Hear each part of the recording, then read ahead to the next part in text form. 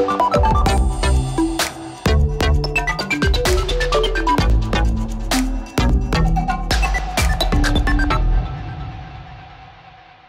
everyone, and thank you for joining me for this new edition of Business Africa. Today we are heading for Goma in the DRC, where entrepreneurs are tackling the challenge of food insecurity, and we catch up with the latest developments for African companies. But first, let's get on with the show with our top stories today. How the challenge of food insecurity can be met by local businesses, spotlight on the initiative of a pioneer in Goma in the DRC. Here we are harvesting. We have noticed that food insecurity is only increasing in the city of Goma. That's why we decided to come and do the first harvest, which will go some way to saving the town. Waste recycling business and job creation, a Cameroonian company has found the winning solution against pollution. Where we might need a lot of resources, we've made do with the means that can be found locally. This includes manual collections, manual sorting, using tricycles, and raising local awareness, methods that can work in Africa. Goodbye to diesel and generators. Solar panels make a triumphant arrival in Gabonese villages. The generator was expensive because in terms of diesel, to run the structure, you need milliliters.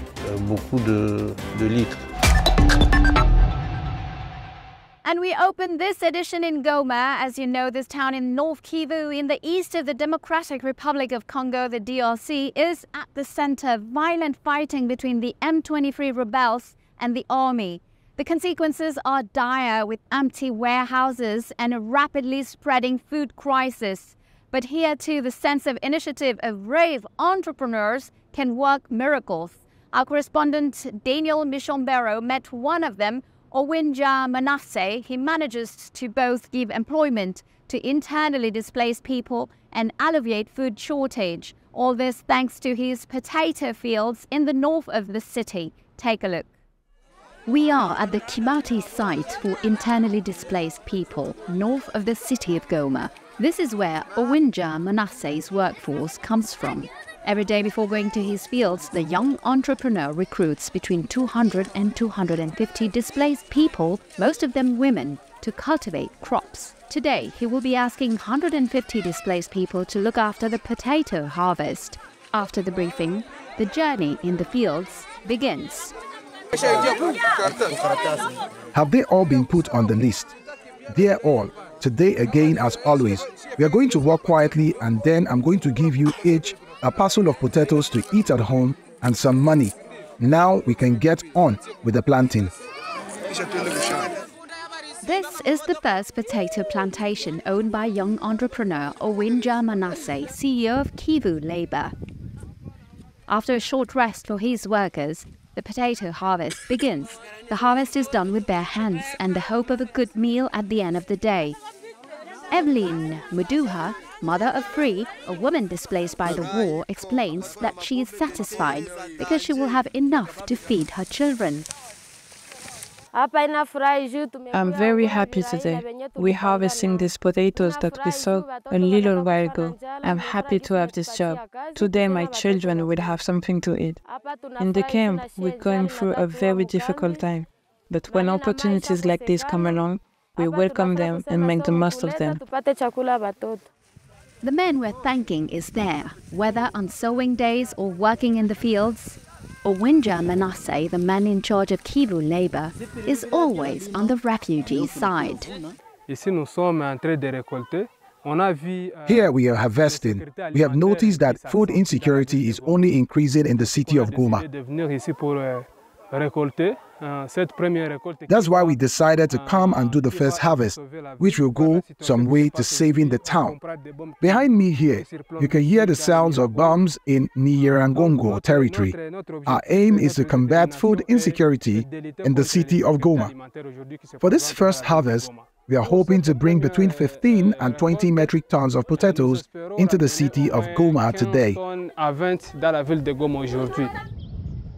The aim of this young entrepreneur is to help improve the living conditions of the displaced. This is the case today for the launch of the construction work, for which more than 200 displaced people have been employed. I choose to work with displaced people in my Kivu labor project. We started together because I personally can't know how to cultivate and sow. We take them to their camps. We come with them here to the fields to work together. We started the project together, and we are here for the first harvest together.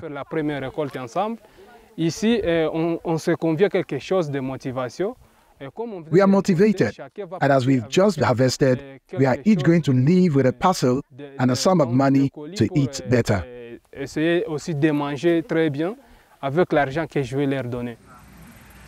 In Goma, where this commodity was already very expensive, only some warehouses are supplied. Retailers who used to turn to foreign countries such as Kenya, Uganda and Malawi are now happy to sell potatoes grown in North Kivu in the DRC.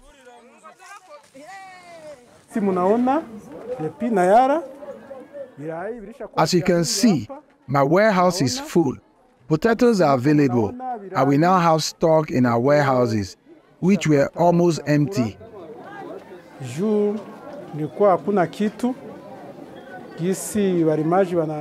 We call on our government to help this young entrepreneur who is trying to get us out of this food insecurity. If he receives help from the government, he will be able to produce a lot. Thanks to him, the warehouses are now supplied in Goma. Before, we used to import potatoes from abroad, from Rwanda, Ngungu, and elsewhere. Now, thanks to this brave young man, we can buy potatoes from home in Nyiragongo. The M23 rebel war has hit production areas hard. The majority of farmers are displaced.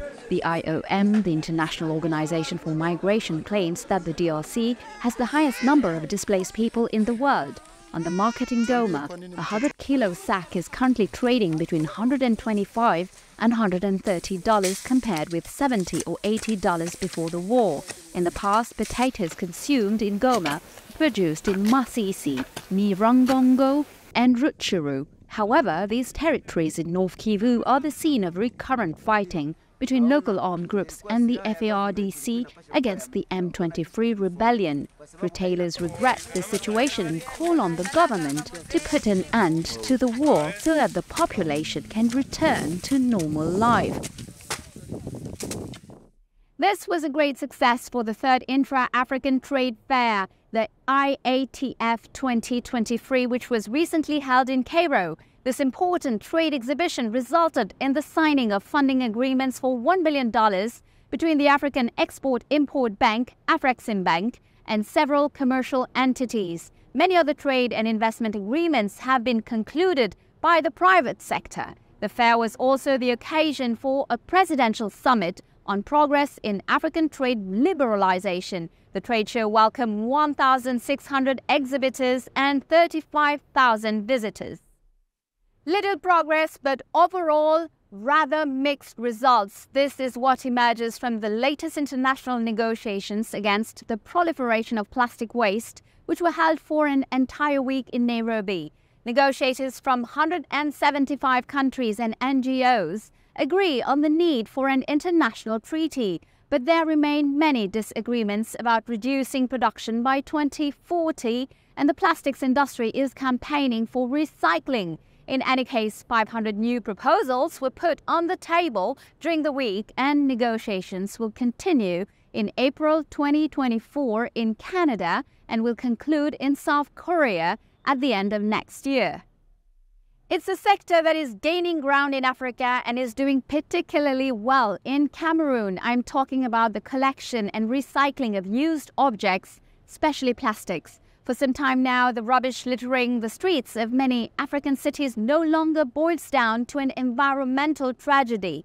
On the opposite, Cameroonian companies have decided to combine the fight against environmental pollution and the waste business, resulting in many job creations. Abubakar Siddiq Munchili brings us to Douala to discover a very ambitious young company in this promising sector. Douala, the economic capital of Cameroon. Despite the positive transformation of the city every day, this metropolis has another face, plagued by garbage of all kinds, abandoned in nature by the populations in many neighborhoods, who pollute the environment, clog drains and create floods. Just last week we worked on this drain. We completely cleared the drain, but to our unpleasant surprise, the drain is still full of garbage. A real headache and environmental disaster, especially with regard to plastic waste, which this young promoter and his company have chosen to tackle by building their reputation on an original solution adapted to the local situation. We have tried to adapt the situation in Cameroon by developing alternative solutions. In other words, where we might need a lot of resources, we've made do with the means that can be found locally. This includes manual collection, manual sorting, using tricycles, and raising local awareness, methods that can work in Africa. Red Plast is the challenge of young Cameroonian students, influenced by an ecological approach to economics. It was designed within the framework of inter-university competitions in the country during the 2010 edition Environment and Management of Natural Resources section. A group of young people who wanted to provide a solution to the plastic pollution problem in the city of Douala. It's a project that was needed for Cameroon and for Africa because we have ambitious plans helping solve Africa's environmental issues. The company was created in 2012 and since then has successfully handled environmental remediation and even business around plastic waste through recycling. Garbage is a gold mine, a niche of opportunity for Rodrigue Ngonde and his team. Red Plast collects all types of plastic, such as bottles, cling film. Anything that's plastic on the site is collected. The team said this young company crisscrossed the city of Douala to collect waste as part of the Eco-Collect program and also educate households on sorting garbage, as well as schools. Other localities in Cameroon, such as Yaoundé, are not to be outdone. Once the waste has been collected, it is transported to the treatment plant where it is sorted, washed and crushed. We can collect up to 2,000 tons at our collection points. As I said, we are expecting to reach 10,000 tons by 2025. The recycling work or raw material production for other companies based on the waste collected in the field is done here at the factory, built in the heart of the industrial district Bonaberi, located on the outskirts of the city of Douala. Finished or semi-finished products are obtained at the end of a long and meticulous process which requires heavy technical means and varied skills. When it arrives at the plant, it first gets weighed. The trucks enter the site, we have the workers who unload them, and then we weigh it. The work here consists of several things. We manufacture the paving stones, we have the sorting of materials, we have the grinding, the weighing. We have a lot of work to do. Red Plast workforce is predominantly young. During the holidays, the company sometimes even launches large waste collection operations or caravans for young school or university students with the help of many partners, municipalities, businesses and other actors involved in the fight against urban pollution and the healthy preservation of the environment. These collection operations allow them to earn money to better prepare to get back to school after the summer break by becoming environmental defenders and real plastic waste hunters. They also give them the opportunity to learn a lot of things, as in the case of these factory workers. Through my work, I've learned a lot of things that I did not know: how to transform products, transforming abandoned waste into finished products and turning them into paving stones, transforming them into products that are very useful. I'm very moved by my work. Red Plast has many customers, companies that use these raw materials from waste transformation to manufacture other products out of it. These end products are, among others, tires, chairs, plastic tables, garbage bins, and the list is very long. We make the products, granules, which are the raw materials for industry, replacing petroleum-based materials. 50,000 tons of granule are consumed every year by industry in Cameroon. Unfortunately, we can only produce 1,000 tons at the moment, but we intend to produce 10 to 20,000 tons by 2025, with the right investment. For this promoter and the managers of several other organizations and NGOs also present in Cameroon on the field, as well as the market for the collection and recovery of plastic waste. This sector needs to be supported. Each year, Cameroon produces 600,000 tons of plastic waste, and only 20% of this waste is recycled. In other words, there is still a lot to be done, but these recycling companies see this sector as a fantastic land of opportunity to explore.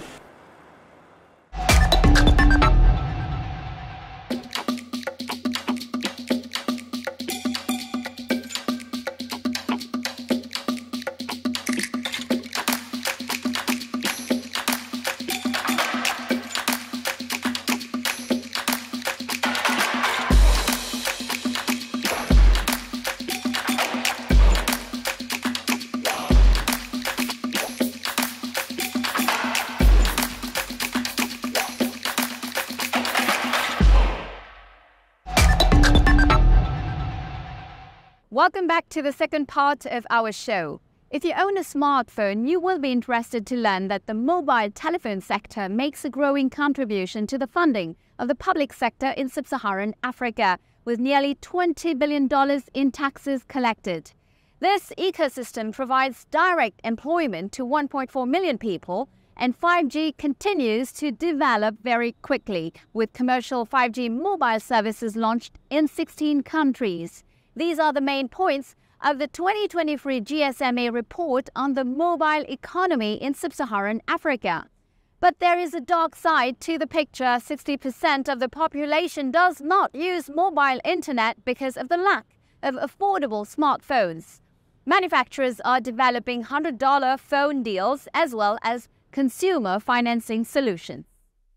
Well, that's great news for small and medium-sized businesses on the continent. They will be able to access cheaper loans in 23 African states. This is thanks to an agreement between EcoBank and the African Guarantee Fund, the AGF, signed on the sidelines of the African Financial Industry Forum in Lomé. Concretely, AGF will cover up to 75% of guarantees for loans given to green businesses or those managed by women, and 50% for loans to small and medium-sized businesses. EcoBank anticipates a total envelope of nearly $1 billion in credits over 5 years.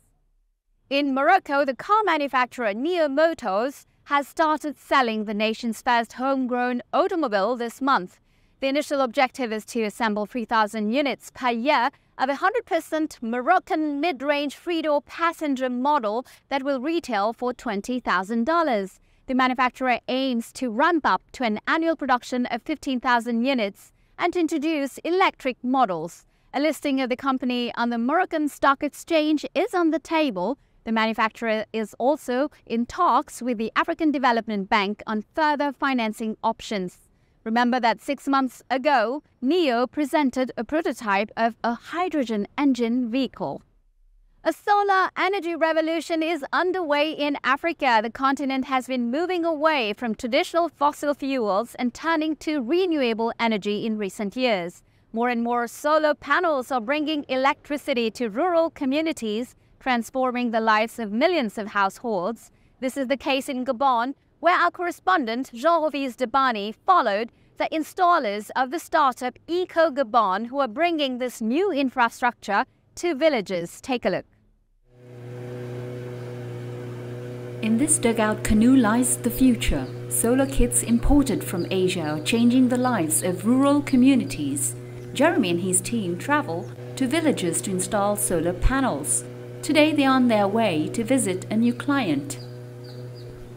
Built on the banks of the river Ogooué, this hotel complex was previously powered by diesel.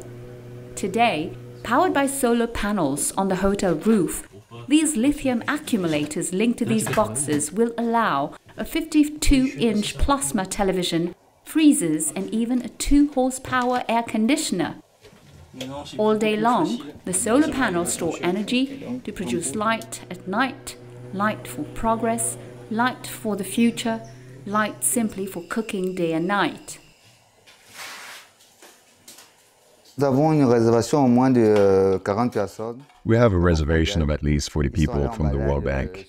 They have gone on a trip to Uruguay and everything will be ready when they arrive. But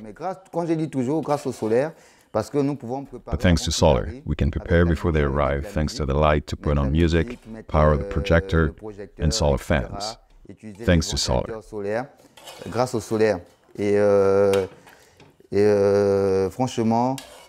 And frankly, it helps us at all levels. Right now I'm cooking a wild boar with sauce for the tourists who have gone for a walk. When they come back, everything will be ready.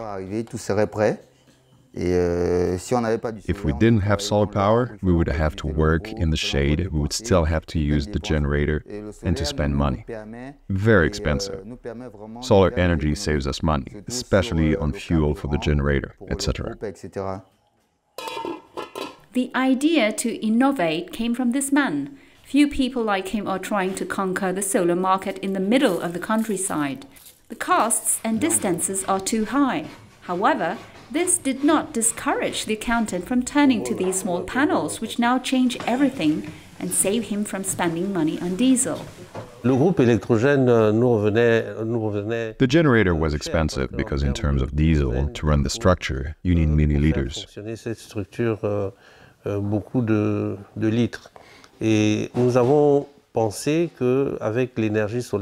And we thought that with solar energy, even if the investment is heavy at the beginning, today, by using solar energy, we have less expenses in terms of consumption and the cost of diesel. The installation of solar panels in rural areas has become the focus of the startup Gabon, intending to promote ecological and responsible electricity production. In addition to being a decarbonated energy transmitted directly by the sun, it is a real alternative to traditional infrastructures.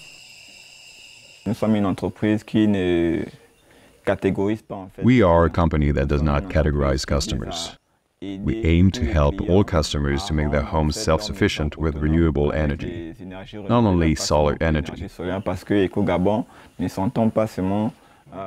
Gabon does not only produce solar energy, but everything that is renewable energy by using all the natural resources that we have in our country, Gabon, produce efficient energy that can meet the needs of our customers.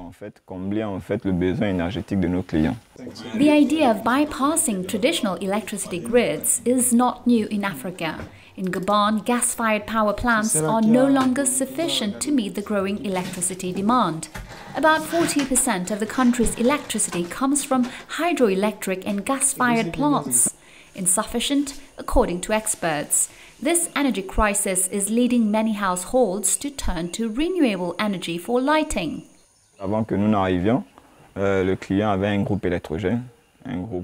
Before we arrived, the client had an 80 kVA generator which was subject to many fuel purchases and maintenance expenses.